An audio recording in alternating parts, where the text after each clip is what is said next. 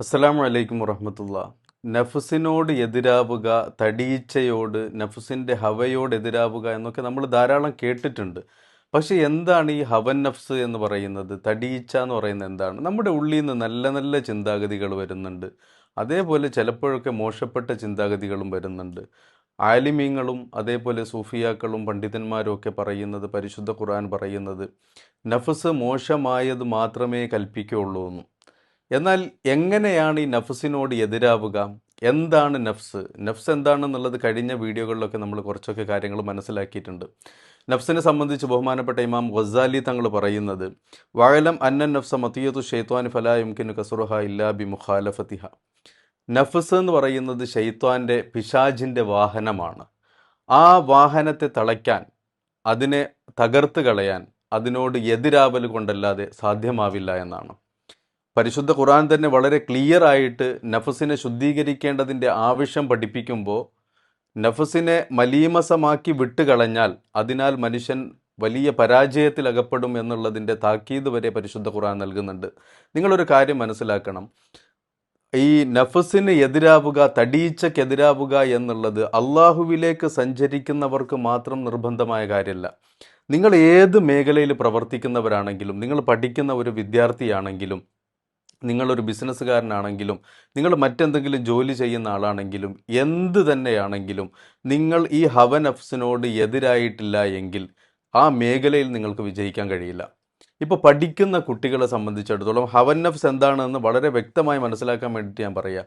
Haven't നഫ്സ് എന്ന് പറഞ്ഞാൽ ഈ ഹവൻ നഫ്സിന് എപ്പോഴും അത് അർത്ഥമില്ലാത്ത കാര്യങ്ങളിൽ സമയം ചെലവഴിക്കാനാണ് അതിന് താല്പര്യം.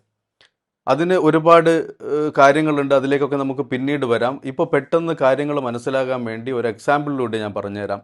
പഠിക്കുന്ന കുട്ടിയെ സംബന്ധിച്ചിടത്തോളം അവൻ്റെ സ്റ്റഡി റൂമിലിരുന്ന് പഠിക്കുന്ന സമയത്ത് വീട്ടുമുറ്റത്ത് വീട്ടുകാരൊക്കെ ഇരുന്ന് എന്തെങ്കിലും സ്വറ പറഞ്ഞിരിക്കുമ്പോൾ ഇവൻ്റെ നഫ്സിലുണ്ടാവുന്ന തോന്നിപ്പ് അവരുടെ ഇടയിൽ പോയിരിക്കണം എന്നുള്ളതായിരിക്കും. അവരോടൊപ്പം പോയിരുന്ന് ആ സംസാരങ്ങളിൽ പങ്കുകൊണ്ട് സമയം പാഴാക്കി കളയുക എന്നുള്ള ആ ഒരു ചിന്ത അവൻ്റെ ഉള്ളിലുണ്ടാവും. എന്നാൽ അതിന് കുറേ ന്യായീകരണങ്ങളും അവൻ്റെ ഉള്ളിൽ നിന്ന് വരും. ഇതാണ് ഈ ഹവൻ നഫ്സ് എന്ന് പറയുന്നത്. ബിസിനസ് ചെയ്യുന്ന ഒരാളെ സംബന്ധിച്ചിടത്തോളം അയാളുടെ ഷോപ്പിലിരിക്കുകയാണെങ്കിൽ, ഓഫീസിലിരിക്കുകയാണെങ്കിൽ, അയാളെ കൂട്ടുകാർ കറങ്ങി നടക്കുമ്പോൾ അവരോടൊപ്പം പോയി കറങ്ങി നടക്കാനും അങ്ങനെയൊക്കെയുള്ള ചിന്താഗതികൾ ഈ ഉള്ളിൽ നിന്ന് വരുന്നുണ്ടല്ലോ. ഇങ്ങനെ വരുന്ന ചിന്താഗതികൾ, അതായത് നമുക്ക് ഉപകാരപ്പെടാത്ത ചിന്താഗതികൾ, ഇതിനെയാണ് ഹവൻ നഫ്സ് എന്ന് പറയാം. ഇവിടെ അള്ളാഹുവിലേക്ക് ലക്ഷ്യം വെക്കുന്ന ഒരാൾ മനസ്സിലാക്കേണ്ടത്, അള്ളാഹുവിനെ തൊട്ട് തടയുന്ന ഹവൻ നഫ്സുകൾ വരുമ്പോൾ അതിനോട് എതിരാവുക എന്നുള്ളതാണ്. ഖുർആൻ പറയുന്നത് ഇന്ന നഫ്സല അമ്മാറത്തും ബിസു, നഫ്സ് എന്ന് പറയുന്ന സാധനം മോശമല്ലാത്ത കാര്യം കൽപ്പിക്കില്ല, തഅക്കീദിട്ടിട്ടാണ് പറയുന്നത്. അപ്പോൾ ആ നഫ്സിൽ നിന്ന് മോശമായ ചിന്താഗതികളെ ഉണ്ടാവുള്ളൂ. അതെങ്ങനെയാണെന്ന് വെച്ചാൽ, നമ്മൾക്ക് നഫ്സിൽ നിന്ന് നല്ല നല്ല ചിന്താഗതികൾ വരും. പക്ഷെ ആ വരുന്ന ചിന്താഗതികൾക്കൊപ്പം തന്നെ അതിനകത്ത് ഒളിഞ്ഞിരിക്കുന്ന മോശത്തരങ്ങൾ ഉണ്ടാവും.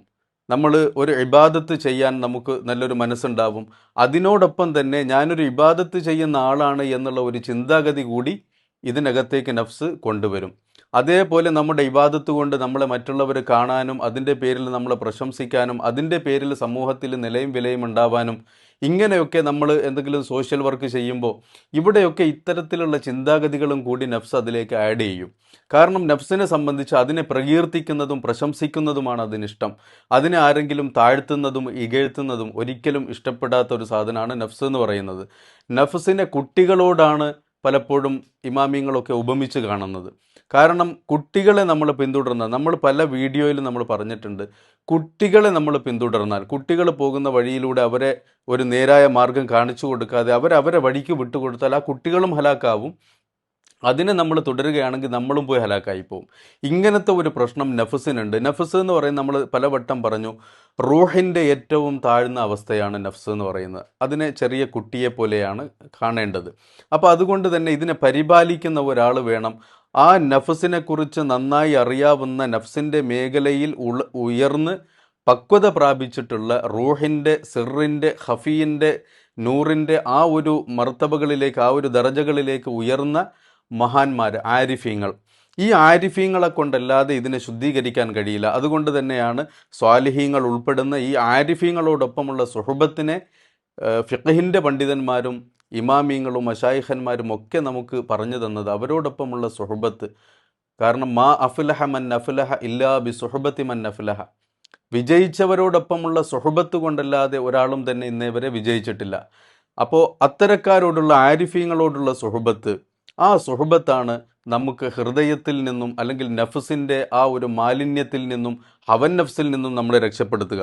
ബഹുമാനപ്പെട്ട ഇബ്നു അജീബ തങ്ങൾ പറയുന്നുണ്ട്, ലാ തുസാഹിബ് മൻ ലാ യുൻഹിലുക ഹാലഹു വലാ യദുല്ലുക അലല്ലാഹി മഖാലുഹു. നഫസിനെ പിന്തുടരുന്നവരോടൊപ്പം നീ എന്ത് ചെയ്യാൻ പാടില്ല? സഹവസിക്കാൻ പാടില്ല. അള്ളാഹുവിനെ ഓർമ്മപ്പെടുത്തി തരാത്ത, അള്ളാഹുവിനെ കുറിച്ച് നിനക്ക് പറഞ്ഞു തരാത്ത, അള്ളാഹുവിലേക്ക് നിന്നെ അടുപ്പിക്കാത്ത അത്തരം ആളുകളുമായി നീ സഹവസിക്കാൻ പാടില്ല. സുഹബത്തിൻ്റെ വിഷയങ്ങളൊക്കെ ഇൻഷാ അല്ലാഹ് ഡീറ്റെയിൽ ആയിട്ട് പിന്നീട് പറയും. ഇപ്പോൾ ഹവൻ നഫ്സിൻ്റെ വിഷയങ്ങൾ, ഹവൻ നഫ്സിൻ്റെ വഞ്ചനകൾ തിരിച്ചറിയാൻ വേണ്ടി ചെറുതായിട്ടൊന്ന് പറഞ്ഞു വെച്ചു എന്നേ ഉള്ളൂ. ഹവൻ നഫ്സിനെ മനസ്സിലാക്കാൻ നിങ്ങൾ ഇത്ര മാത്രം ചെയ്താൽ മതി. അള്ളാഹുവിലേക്ക് ലക്ഷ്യം വെക്കുന്ന ഒരാൾ, അയാളുടെ ഉള്ളിൽ നിന്നുള്ള ആഗ്രഹം, അയാൾക്കത് നല്ലതാണ് എന്ന് തോന്നട്ടെ ചീത്തയാണ് എന്ന് തോന്നട്ടെ, എന്ത് തന്നെയാണെങ്കിലും അയാൾ സ്വയം പരിശോധന നടത്തുക. ഈ ഒരാഗ്രഹം കൊണ്ട് ഇപ്പോൾ ഒരു കാര്യം ഞാൻ ചെയ്യുന്നു, അല്ലെങ്കിൽ ഒരു വാഹനം ഞാൻ വാങ്ങിക്കുന്നു, ഒരു വീട് വെക്കുന്നു, അല്ലെങ്കിൽ ഒരാളുമായി ഒരു സൗഹൃദം സ്ഥാപിക്കുന്നു, ഒരാളെ കാണാൻ പോകുന്നു, ഈ കാഴ്ച, ഈ ഒരു കൂടിക്കാഴ്ച അല്ലെങ്കിൽ ഈ ഒരു കാര്യം ഞാൻ ചെയ്യുന്നത് കൊണ്ട് ഈ കാര്യം എന്നെ അള്ളാഹുവിലേക്ക് അടുപ്പിക്കുമോ, അള്ളാഹുവിലേക്ക് എന്നെ എത്രമാത്രം അടുപ്പിക്കും എന്നുള്ളത് മാത്രം അതൊന്ന് നഫ്സിനോട് ചോദിച്ചാൽ, അതൊന്ന് ഉള്ളിലേക്ക് നോക്കി നമ്മളൊന്ന് വിലയിരുത്തിയാൽ നമുക്ക് മനസ്സിലാവും പല നല്ലതാണ് എന്ന് തോന്നിപ്പിക്കുന്ന പല കാര്യങ്ങളിലും വഞ്ചനകൾ നിറഞ്ഞിട്ടുണ്ടാവും. അതേപോലെ നമ്മളൊരു സൽക്കർമ്മങ്ങൾ ഉപേക്ഷിക്കാൻ പാടില്ല. ഹവൻ നഫ്സ് എന്ന് പറഞ്ഞിട്ട് സൽക്കർമ്മങ്ങൾ എന്ത് ചെയ്യാൻ പാടില്ല? ഉപേക്ഷിക്കാൻ പാടില്ല.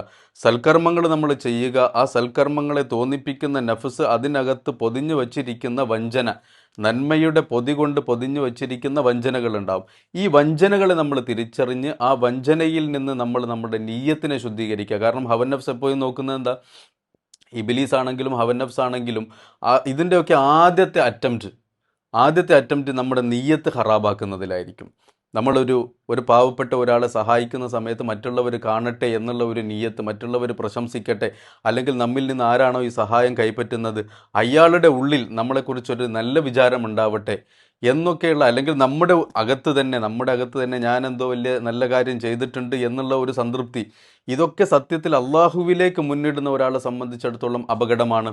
കാരണം ഇത് ഇവൻ ചെയ്തതല്ല, അള്ളാഹു ഇവനിലൂടെ മറ്റൊരാളെ സഹായിച്ചതാണ് എന്ന് കാണാൻ ഇവനെ സമ്മതിക്കാതെ ഇവൻ്റെ കാഴ്ചപ്പാടിനെ തെറ്റിച്ച് കളയുക, ഇതാണ് നഫ്സ് ചെയ്യുന്നത്. പിന്നെ അവിടെ ഇവനെ പിടിക്കാൻ കഴിഞ്ഞിട്ടില്ലെങ്കിൽ അടുത്ത സെക്കൻഡ് ഇങ്ങനെ ഓരോ സെക്കൻഡിലും ഇവൻ ചെയ്യുന്ന ഓരോ പ്രവൃത്തികളിലും ഹവൻ നഫ്സ് ഇവനെ പിന്തുടർന്നുകൊണ്ടിരിക്കും, ഇബിലീസ് ഇവനെ പിന്തുടർന്നുകൊണ്ടിരിക്കും, ഈ അള്ളാഹുവിലേക്കുള്ള ആ മാർഗത്തിൽ നിന്ന് ഇവനെ വ്യതിചലിപ്പിക്കാൻ. കാരണം ഇബ്ലീസ് തന്നെ അള്ളാഹുവിനോട് പറയുന്നത് എന്താ? ലഅഖൂദന്ന ലഹും സുറാത്തുൽ മുസ്തഖീം, അവർക്ക് വേണ്ടി സുറാത്തുൽ മുസ്തഖീമിൽ ഞാൻ കാത്തിരിക്കുമെന്നാണ്. അപ്പോൾ സുറാത്തുൽ മുസ്തഖീമിലൂടെ സഞ്ചരിക്കുന്ന ഒരാളെ സംബന്ധിച്ചിടത്തോളം അവൻ നിരന്തരം പോരാട്ടത്തിലാണ്.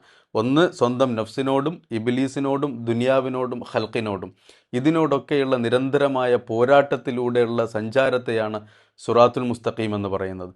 ഇൻഷാ അല്ലാഹ് ഈ വിഷയത്തിൽ ധാരാളം വിഷയങ്ങൾ ഇനിയും പറയാനുണ്ട്. അടുത്ത വീഡിയോകളിലൂടെ നമുക്ക് അതിനെ സംബന്ധിച്ച് സംസാരിക്കാം. അള്ളാഹു തൗഫീഖ് നൽകട്ടെ. അസ്സലാമു അലൈക്കും വറഹ്മത്തുള്ളാഹി.